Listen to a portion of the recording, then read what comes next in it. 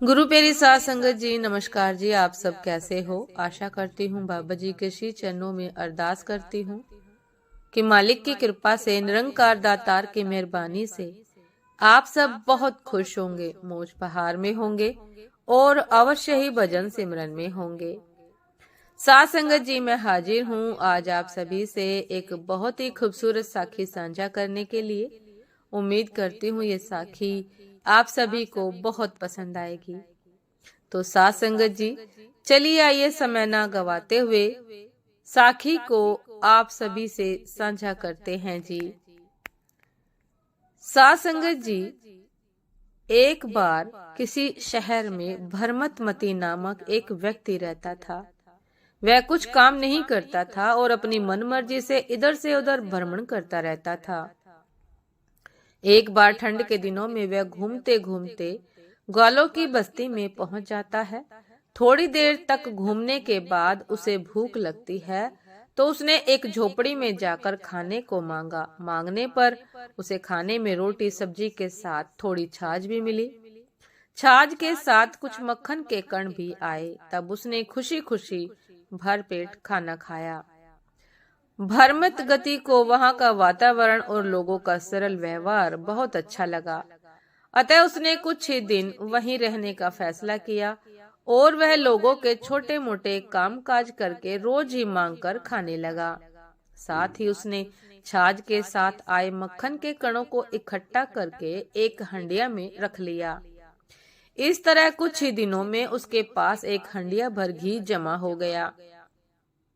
तब वह उस हंडिया को ऊपर सिंकचे पर रखकर उसने नीचे खाट लगाकर उसके नीचे ही खाट लगाकर खुश होता हुआ कल्पना करने लगा कि अब कुछ ही दिनों में मैं यह घी बेच दूंगा।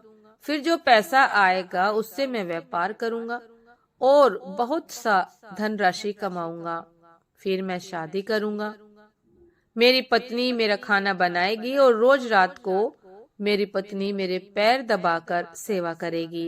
अगर वह अच्छी तरह काम नहीं करेगी तो मैं उसे लात मारूंगा। और साध संगत जी, ऐसा कहते ही वो सचमुच लात उठाकर मारता है, जिससे ऊपर टंगी हुई हंडिया टूट जाती है और उसमें रखा हुआ घी नीचे जल रही अंगीठी पर गिर जाता है, जिसमें वो स्वयं भी अत्यंत दुखी होता हुआ जलकर मरण को प्राप्त होता है, अर्थात उसकी मृत्यु हो जाती। भरमत गति की दुर्दशा देखकर आपको क्या लगा होगा कि वह तो बड़ा मूर्ख है जो अपनी ही मृत्यु का कारण बना। क्या उसे इस तरह का अभिमान करना चाहिए था? लेकिन विचार तो करो कि उसने तो अपनी बेवकूफी से मात्र एक भव गवाया है, किंतु आप तो अनादि से इसी तरह थोड़ा पुण्य कमाकर उच्च कुल पाकर फिर मिथ्या अभिमान में डूबकर अपने अत्यंत भवों का नाश कर रहे हो। अतः बड़ा ना समझ कौन, आप या भरमतमती? आप इस संसार में रहते हुए राग द्वेष रूपी छाछ को पीकर उनके साथ आए हुए मक्खन के कणों के समान पुण्य को इकट्ठा कर रहे हो, किंतु अनादिकाल से आज तक यह हो रहा है कि मक्खन रूपी थोड़ा सा पुण्य इकट्ठा होने पर आप स्वयं भी अभिमानी और मतवाले बनकर फिर अहंकार में चूर होकर उसे संभाल ही नहीं पाते हो। तब यह पुण्य ही आपके सर्वनाश का कारण बन जाता है।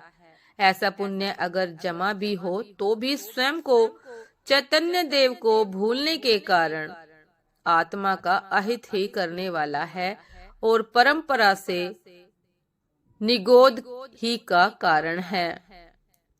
अतः उठो और इस पाप पुण्य के प्रपंच से दूर हटकर अपनी ओर देखो। बस आपका इस जन्म का एकमात्र कर्तव्य यही है। अपने को जानो, पहचानो, भजन सिमरन में लगाओ, सेवा में लगाओ। साध संगत जी, यह जन्म बहुत मुश्किल से मिला है।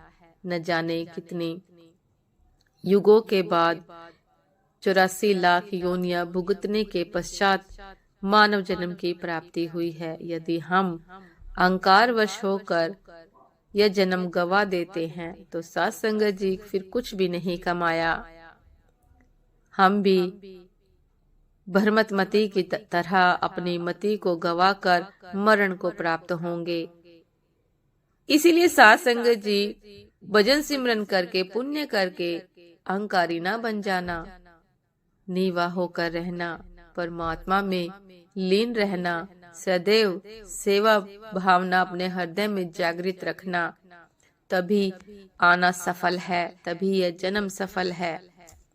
साथ संगत जी, ये थी आज की एक बहुत ही खूबसूरत साखी। उम्मीद करती हूँ ये साखी आप सभी को बहुत पसंद आई होगी।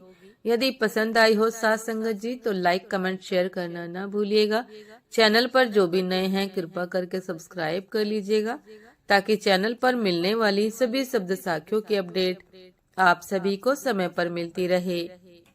साथ संगत जी, आप हमें इंस्टाग्राम पर भी फॉलो कर सकते हैं। इंस्टाग्राम का लिंक डिस्क्रिप्शन बॉक्स में दिया गया है। तो साथ संगत जी, दासी को भी आज्ञा दीजिए। आपसे फिर मुलाकात होती है एक नए शब्द साखी के साथ, एक नए खूबसूरत विचार के साथ। तब तक के लिए नमस्कार जी। सदा खुश रहिए, मुस्कुराते रहिए, भजन सिमरन अवश्य करते रहिए, अहंकार से द्वेष से बचकर रहिए, जीवन को सार्थकता दीजिए। नमस्कार जी।